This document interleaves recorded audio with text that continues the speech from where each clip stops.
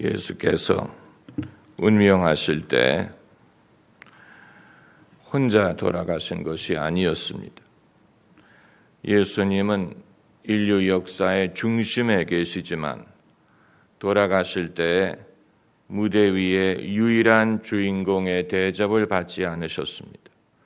2명의 강도와 함께 처형을 받으셨다고 했습니다. 남들이 보면 예수님은 다른 강도들과 별 다를 바가 없는 범죄자로 보였을 수도 있습니다. 예수님은 돌아가시는 순간까지도 특별한 대접을 요구하지 않으셨습니다. 특별한 대접을 받지 않으셨습니다. 예수님은 당신을 비우셨는데 세상 죄를 대신하여 돌아가신다고 특별한 VIP 대접을 요구하실 리 없습니다. 나는 이 사람들과 다르다 이렇게 항의하지 않으셨습니다. 내가 이 사람들과 같이 십자가에 달렸다고 이들과 같은 사람으로 취급하지 말아라 이런 식으로 요구하지 않으셨습니다. 우리가 섬기다가 시험에 드는 이유가 무엇입니까? 내가 섬긴다는 사실을 사람들이 알아주기를 원하기 때문입니다. 내가 섬기기는 섬기는데 내가 원래 이런 일을 하던 사람이 아니라는 사실을 알아주기를 원하는 것입니다. 나는 자원봉사자로서 이 일을 하는 것이지 내가 원래부터 이런 일을 할 사람이 아니다. 나는 원래는 이런 지위를 가진 사람인데 자원봉사를 위해 이 일을 하는 것이다. 이걸 사람들이 알아주기를 바라는 것입니다. 만일 예수님이 강도들 틈에 십자가에 달려 돌아가시면서 나는 원래 이렇게 죽을 사람이 아니에요. 나는 원래 하나님의 아들이요. 나는 메시아요. 라비예요. 나는 이들과 같은 사람이 아니에요. 이렇게 말씀하셨다면 그건 하나님이 증명해 주실 것입니다. 그리고 하나님이 증명하셨어요. 예수님을 죽음에서 살아나게 하심으로. 그렇기 때문에 예수님은 십자가에 달리실 때 묵묵히 달려 죽으신 것입니다. 소위 현대인 실존주의자들은 인생의 즐거움이라든가 행복이라든가 의미라든가 기쁨이라든가 이런 것은 말하지 않고 인생의 부조리, 인생의 모순을 강조하기를 좋아하면서 인생의 모순의 순간에 인간은 홀로 있다. 우주와 맞서 자기의 생명을 지켜야 된다. 이 위기의 순간에 하나님은 온데간데 없다. 이런 식으로 말하기를 좋아합니다. 이들은 주로 인생의 위기의 순간, 힘든 순간을 말하기를 좋아하고 그 순간에 하나님이 어디 계시느냐 이런 말하기를 좋아하죠. 이런 사람에게 제가 묻고 싶은 것은 이제까지는 뭐하다가 인생의 가장 힘든 순간을 만나서 이제서야 하나님이 어디 계시느냐라고 묻고 불평하느냐 하는 것입니다. 정말 하나님을 알기 원했다면 왜 상황이 이렇게 나빠지기 전에 평안했을 때, 건강했을 때 그때 하나님을 찾을 것이지 그때 하나님을 믿든 기도를 하든 하나님의 인도를 구하지 않고 그때는 하나님에 대해서 관심을 갖지 않다가 위태한 순간을 맞아서 이제 와서 이렇게 된 것을 보니 하나님이 안 계시는 것이 분명하다라는 인간은 홀로 있는 존재임이 분명하다 이런 말을 하는 것은 그건 비뚤어진 것입니다. 그건 하나님을 찾는 것이 아니고 하나님에 대해서 항의하는 것이 대드는 것이고 하나님에 대해서 도전하는 것입니다. 정말로 하나님의 존재를 알기를 원했다면 일찍 했었어야 됩니다. 오늘 본문에 예수님 옆에 매달린 강도 두 명이 예수님 옆에 매달렸죠. 한 명은 오른편, 한 명은 왼편에 매달렸는데 오늘 본문을 보면 한 명은 예수님을 비난하고 한 명은 예수님을 두둔했다라고 했습니다. 예수님을 비난한 사람, 이 사람은 하나님을 원망하는 것입니다. 누가 사람이 세상을 떠날 때에는 목소리가 착해진다고 했습니까? 그런 보장이 없어요. 두 명의 강도가 있었는데 그 중에 한 명은 끝까지 예수님을 비난하고 하나님을 탓하다가 죽었어요. 하나님을 원망하려면 더 일찍 했었어야 돼요. 일찍 원망했더라면 하나님이 회개할 기회라도 주셨을 텐데 이제까지 하나님을 잊고 살다가 강도로 자신의 삶을 마감하는 순간에 그때 와서 예수님을 탓하고 원망하는 것은 이건 너무 늦은 것입니다. 너무 늦은 것입니다. 이러한 것을 보고 이 사람의 영혼의 운명을 엿볼 수 있습니다. 과연 죽은 후에 그 영혼이 어디로 갈지 하는 것을 이런 것을 보고 이 사람의 영혼의 운명이 그러하겠구나 하는 것을 짐작할 수 있어요. 하나님을 믿음의 대상으로 여기지 않고 원망의 대상으로 여깁니다.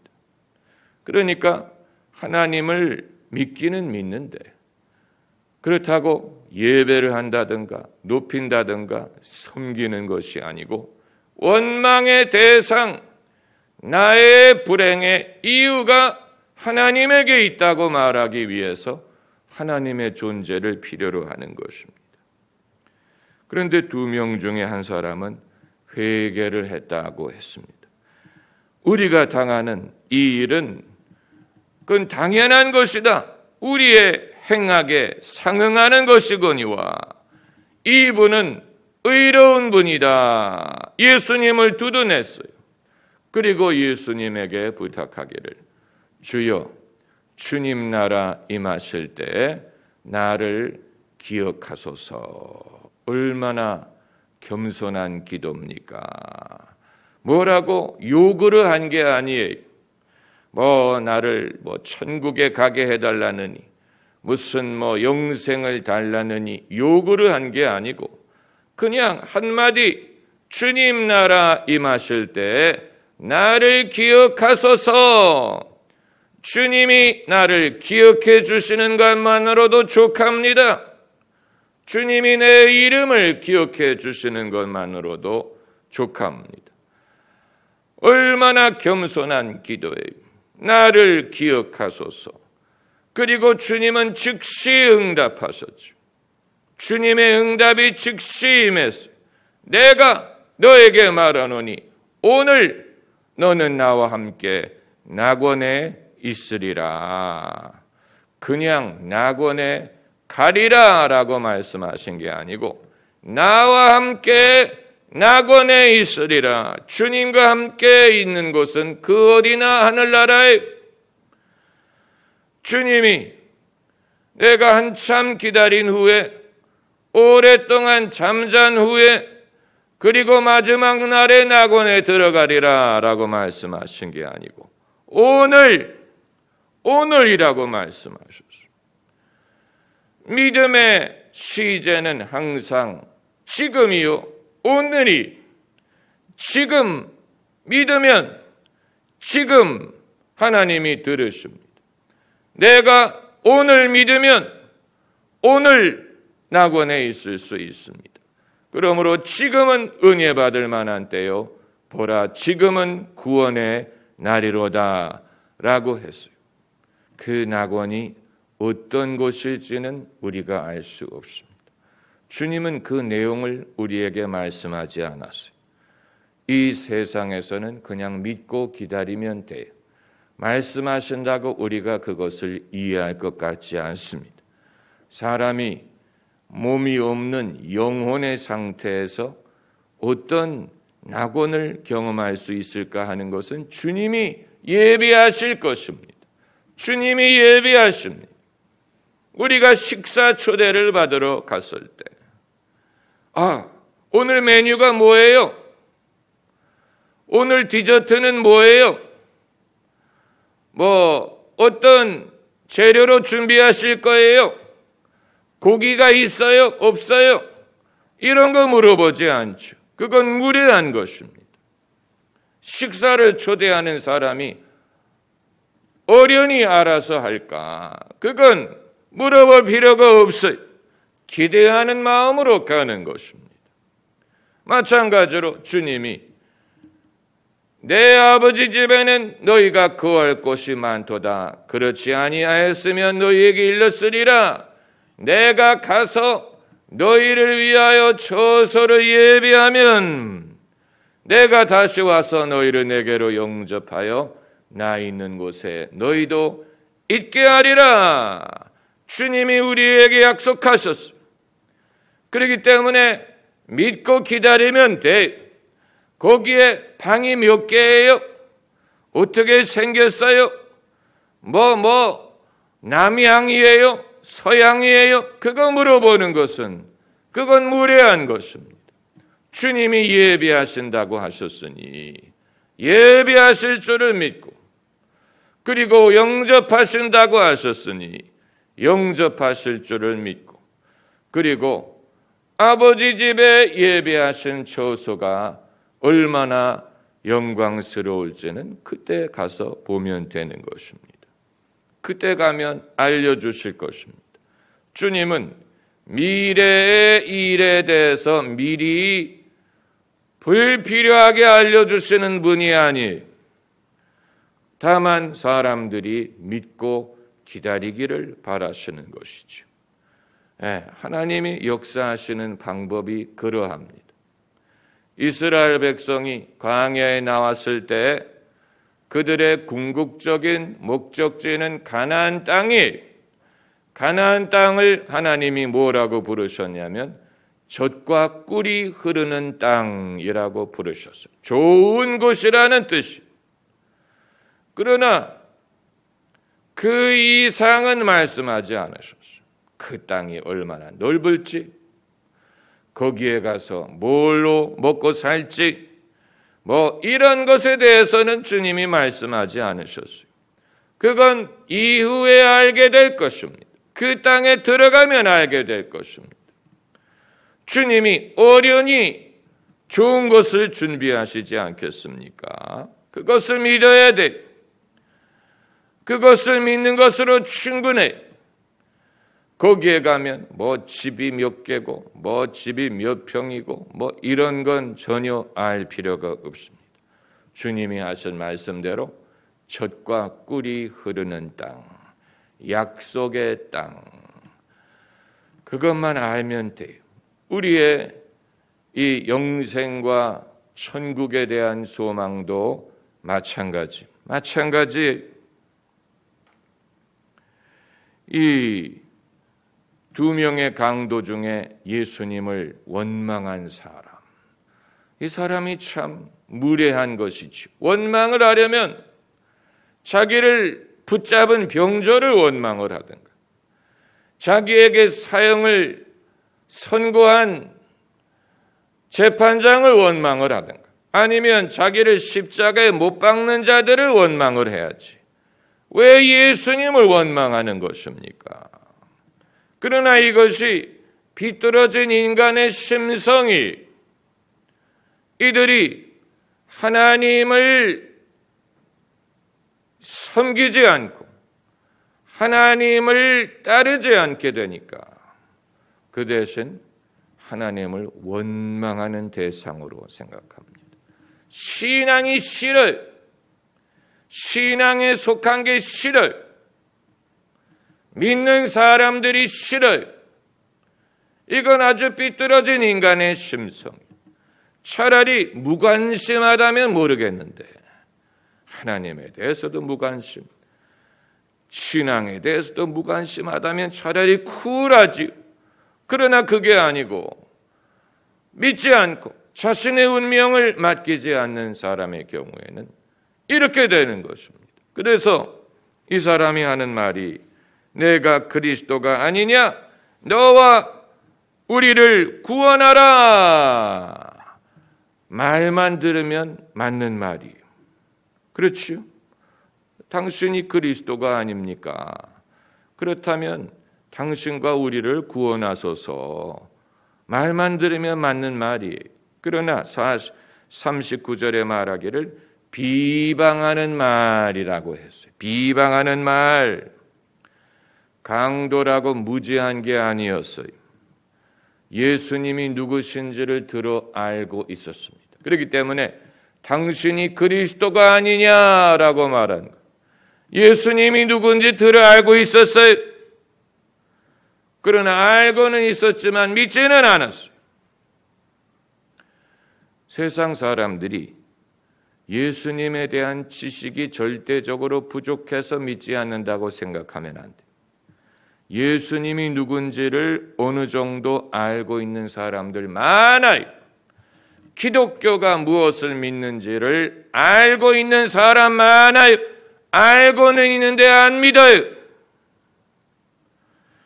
구라파 복음화 하는 것에 대해서 구라파 목사들이 말하기를 구라파 사람들은 이미 기독교를 안다.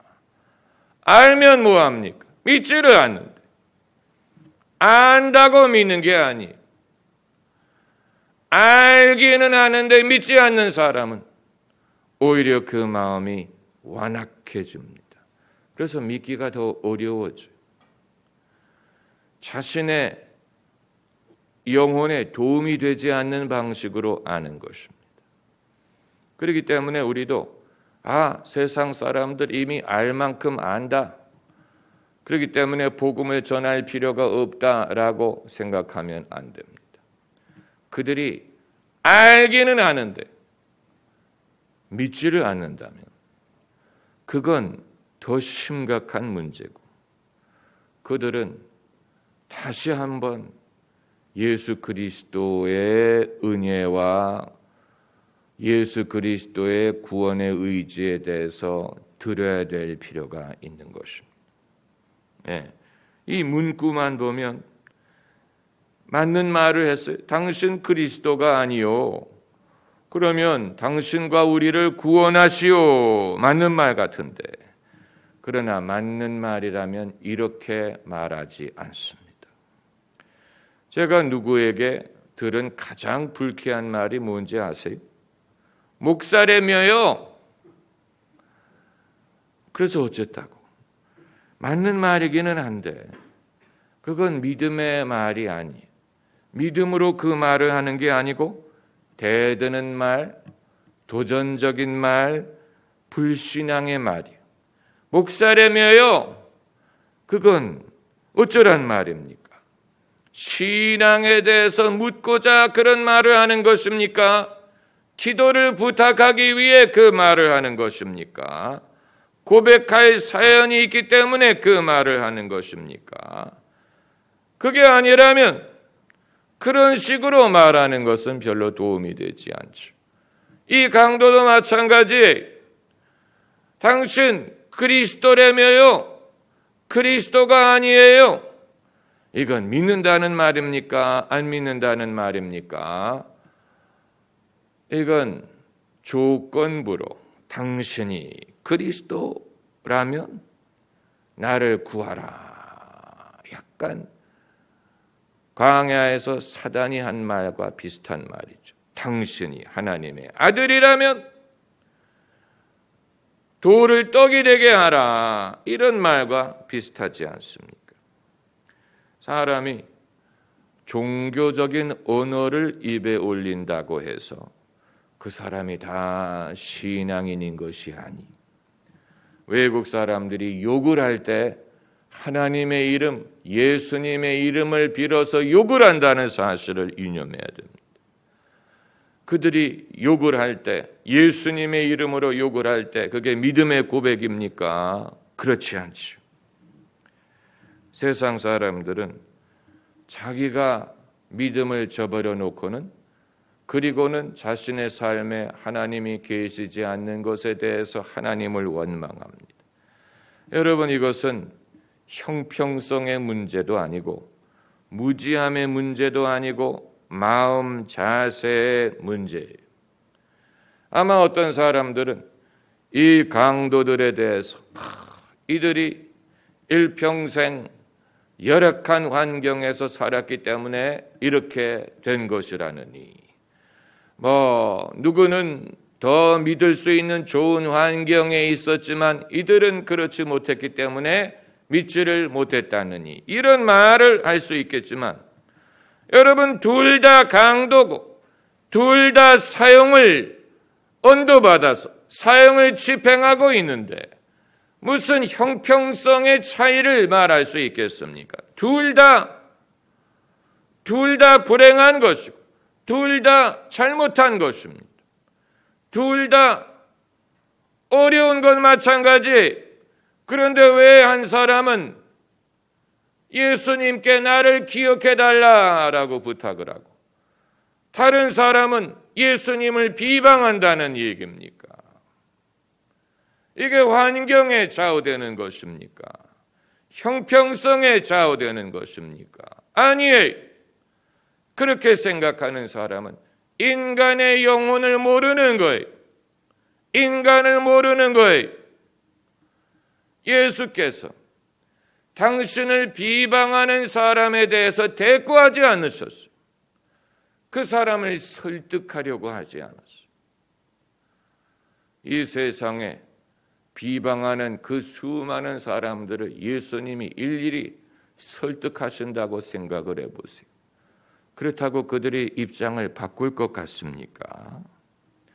예수님은 그 사람에게는 침묵하시고 겸손히 부탁하는 사람에게 대답하셨어요.